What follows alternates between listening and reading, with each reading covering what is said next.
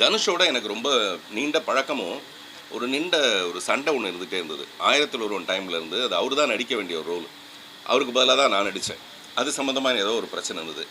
அப்புறமேல வெற்றிமாறனுடைய படத்தில் நான் தான் நடிக்க வேண்டியது. அது என்ன படம்? ஆடுகளம். அதை நான் பண்ண முடியாமல் போயிடுச்சு சில காரணங்களால். இப்படி எங்கள் 2 பேருக்குள்ள நிறைய உரசல் ஒன்று இருந்துகிட்டே இருந்தது. அப்புறம் சூதாடின்னு ஒரு படம் வெற்றிமாறன் ஆரம்பித்தார். அது ஒரு 5 நாள் ஷூட்டிங்கோடு நின்று போச்சு. இது ஏன்னு எனக்கு தெரியல. இது எல்லாத்தையும் ஈடுகட்டுறதுக்காக இந்த தடவை தனுஷ் வந்து இந்த படத்தில் நீங்கள் நடிங்கன்னு கேட்ட உடனே நான் டெஃபினட்டாக என்ன கேரக்டர்னு கேட்டேன். அது ரொம்ப சின்ன கேரக்டர் தான். ஆனால் சின்ன கேரக்டரில் ஒரு சின்ன ட்விஸ்ட் ஒன்று இருந்தது. இப்போ நான் வாழ வைப்பேன்னு ஒரு படத்தில் ரஜினி சார் வந்து ஒரு 5-6 சீன் வந்தாலும் கிளாப்ஸ் வாங்கிட்டு போயிடுவார். நான் எப்போவுமே அதை எதிர்பார்ப்பேன். அந்த விஷயம் வந்து அதுக்குள்ளே இருந்தது.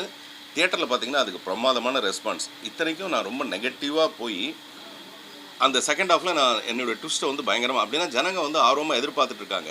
என்னை எப்போவுமே யாருமே ஒரு வில்லனாக பார்க்குறதே கிடையாது. நான் வில்லனாக நடித்தா கூட இவனுக்குள்ளே வேறு ஏதோ ஒரு நானும் ரவுடி தான்